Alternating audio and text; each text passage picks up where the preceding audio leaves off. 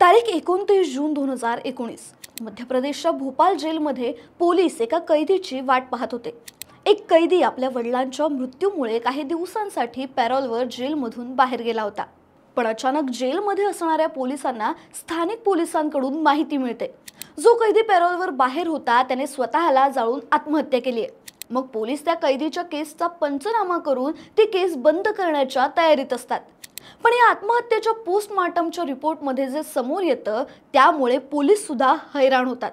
हे फक्त एक आत्महत्येचं प्रकरण नव्हतं, तर पोस्टमॉर्टम रिपोर्टमध्ये पोलिसांना नेमकं काय सापडलं, या केसमध्ये पुढे काय खुलासे झाले, जाणून घेऊया या व्हिडिओच्या माध्यमातून। नमस्कार, तुम्ही पाहताय क्राईम स्टोरीज, जाणून घेण्याची तुमच्या हक्काची जागा म्हणजे आपलं गाजावाजा।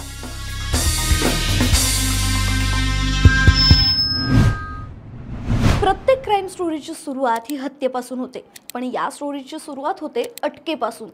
34 वर्षीय राजेश परमार हा भोपाळच्या निलबड परिसरात राहत होता, ज्याला पोलिसांनी 2014 मध्ये एका खुनाच्या आरोपाखाली अटक केली होती।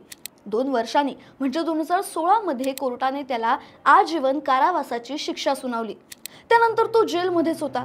त्याचे वडील कधी कधी त्याला पॅरोलवर सोडवायचे, पण एक दिवशी अचानक त्याच्या वडिलांचा मृत्यू झाला। वडिलांच्या अंत्यसंस्कारासाठी पोलिसांनी त्याला 14 दिवसांसाठी पॅरोलवर सोडलं होतं। 29 जून 2019 हा त्याचा पुन्हा जेलमध्ये परतण्याचा दिवस होता। पण त्याच दिवशी सकाळी त्याच्या घरातून आगीच्या ज्वाळा बाहेर पडताना लोकांनी पाहिल्या। लोकांनी तात्काळ पोलिसांना बोलावून घेतलं। अग्निशमन दलाच्या गाड्या आणि स्थानिक पोलीस घटनास्थळी दाखल झाले। त्यांनी आग विझवली तेव्हा त्या घरातून त्यांना एक जळलेला मृतदेह आणि एक सुसाईड नोट सापडली। चेहरा आणि शरीर पूर्णपणे जळल्यामुळे तो माणूस मृत आहे की बेशुद्ध हे सुद्धा कळत नव्हतं। म्हणून त्यांनी लगेचच त्या बॉडीला रुग्णालयात नेलं, जिथे डॉक्टरांनी त्याला मृत घोषित केलं। हा मृतदेह राजेश परमार याचा होता, कारण पोलिसांना राजेश परमारच्या घरात एक सुसाईड नोट सापडली होती, ज्यावर राजेशच्या आत्महत्येचं कारण लिहिलं होतं। वडिलांच्या निधनामुळे राजेश खूप दुःखी झाला होता। आता कुटुंबातील कोणीही त्याला पॅरोलवर सोडणार नाही असं त्याला वाटत होतं। त्याला जेलच्या जगण्याचा कंटाळा आला होता आणि म्हणून त्याने आत्महत्या केली। याला दुसरं कोणीही जबाबदार नाही असंही त्या सुसाईड नोटमध्ये लिहिलं होतं। राजेश कैदी होता आणि पॅरोलवर असताना मृत्यू पावला, म्हणून या सुसाईडची माहिती स्थानिक पोलिसांनी भोपाळ मध्यवर्ती कारागृहाला दिली। नंतर मृतदेह पोस्टमॉर्टमसाठी पाठवण्यात आला। बॉडीजवळ सुसाईड नोट सापडल्यामुळे पोस्टमॉर्टम रिपोर्ट आल्यानंतर ही केस बंद करण्याच्या तयारीत पोलीस होते। पोस्टमॉर्टम झाल्यानंतर पोलिसांनी राजेशचा मृतदेह अंत्यसंस्कारासाठी नातेवाईकांच्या ताब्यात दिला। नातेवाईकांनीही मृतदेहावर अंत्यसंस्कार केले। पण पोस्टमॉर्टम रिपोर्ट आल्यानंतर या केसला एक वेगळंच वळण आलं। जेव्हा तत्कालीन ASP अखिल पटेल यांनी पोस्टमॉर्टम रिपोर्ट पाहिले तेव्हा त्यात हे स्पष्ट झालं की राजेशचा मृत्यू आगीत जळून झाला नव्हता, तर कोणीतरी गळा दाबल्याने त्याचा मृत्यू झाला होता। ASPंनी ताबडतोब घटनास्थळावरून काढलेले फोटो तपासणीसाठी मागवले। सर्व फोटोज बारकाईने बघितल्यानंतर त्यांना मृत व्यक्तीचे पाय एकमेकांना चिकटलेले दिसले। कोणीही जेव्हा जळून मरतं तेव्हा आगीचा त्रास होत असल्यामुळे तो व्यक्ती तडफडतो, मग त्याचे पाय एकमेकांना चिकटून राहण्याऐवजी वेगळे असायला हवेत असा प्रश्न ASPंना पडला। शिवाय मृतदेह जेव्हा सापडला होता तेव्हा त्याचं पूर्ण अंग जळलेलं नव्हतं। त्या मृतदेहाचा चेहरा आणि छातीचा भाग फक्त जळलेला होता। हात आणि पाय फारसे जळलेले नव्हते, त्यामुळे त्याचे हातपाय बांधले होते का? राजेशला जर आत्महत्याच करायची होती तर त्याची गळा दाबून हत्या का करण्यात आली? मेलेला व्यक्ती राजेश नसलाच तर? अशा अनेक शंका पोलिसांच्या मनात आल्या। या शंकांमुळे बंद होणारी फाईल पोलिसांनी पुन्हा उघडली। या सर्व प्रश्नांचा शोध घेण्यासाठी पोलिसांनी राजेशचा मोबाईल नंबर शोधला, जो जेलमधून बाहेर आल्यानंतर चालू होता पण आता बंद होता। त्याचं शेवटचं लोकेशन सुद्धा भोपाळच होतं। पोलिसांनी त्याच्या फोनचे कॉल डिटेल्स तपासले तेव्हा एकाच नंबरवर वारंवार संपर्क केल्याचं समोर आलं। तो नंबर निहाल नावाच्या एका माणसाचा होता। निहाल हा राजेशच्याच एका खोलीत भाड्याने राहत होता, परंतु काही महिन्यांपूर्वीच त्याने राजेशची खोली सोडली होती।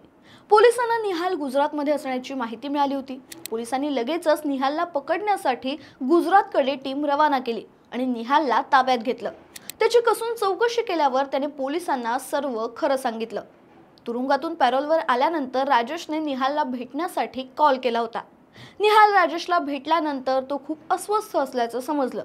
वडिलांच्या निधनानंतर त्याला आता आयुष्यात कोणी पुन्हा पॅरोलवर सोडवणार नाही या विचारामुळे तो अस्वस्थ असल्याचं त्याने निहालला सांगितलं होतं। जेलमधून कायमची सुटका होण्यासाठी राजेशकडे एक आयडिया होती. अनेक क्राईम सिरीज आणि मूवीज पाहून त्याला ही आयडिया सुचली होती. ही आयडिया अशी होती की आपल्याऐवजी दुसऱ्याला मारून सर्वांना असं भासवून द्यायचं की आपणच आत्महत्या केली आहे, ज्यामुळे केस क्लोज आणि तो स्वतः मुक्त होईल असं त्याला वाटत होतं. पण निहालने पूर्ण स्टोरी पोलिसांना सांगितली. दुसऱ्याच एका व्यक्तीला राजेश म्हणून मारण्यासाठी त्याने निहालची मदत मागितली होती. पण जेव्हा निहालने हे करण्यासाठी नकार दिला तेव्हा त्याने त्याला पैशांची ऑफर दिली. मग निहाल लगेच तयार झाला. 29 जूनला राजेशची पेरोल संपणार होती, म्हणून 28 जूनच्या संध्याकाळी राजेश आणि निहाल यांनी मिळून एका राजेशच्या शरीरयष्टीच्या बिगारी कामगाराला दारूचं आमिष दाखवून राजेशच्या घरी नेलं. तिथे दोघांनीही त्या बिगारी कामगाराला, ज्याचं नाव राजू होतं, त्याला भरपूर दारू पाजली. नंतर त्याची गळा दाबून हत्या केली. यानंतर त्याचे हातपाय दोरीने बांधले, म्हणजे तो जिवंत असला तरी आगीपासून वाचू शकणार नाही. हातपाय बांधून त्याला जमिनीवर झोपवलं आणि घरात ठेवलेली पुस्तकं त्याच्यावर ठेवली. तेव्हा राजेशने स्वतः सुसाईड नोट लिहून काही अंतरावर ठेवली, जेणेकरून पोलिसांना आत्महत्येचा पुरावा म्हणून ती मिळू शकेल. यानंतर दोघांनी दुचाकीतून काढलेलं पेट्रोल ओतून घराला आतून कडी लावून घराच्या छतावरून ते बाहेर आले. त्यानंतर खिडकीतून माचीसची काडी पेटवून आत फेकली. जेव्हा आग खूप वाढली तेव्हा त्यांनी तिथून पळ काढला. आता पोलिसांना सगळी स्टोरी समजली होती, पण राजेशला पकडेपर्यंत तपास अपूर्णच होता.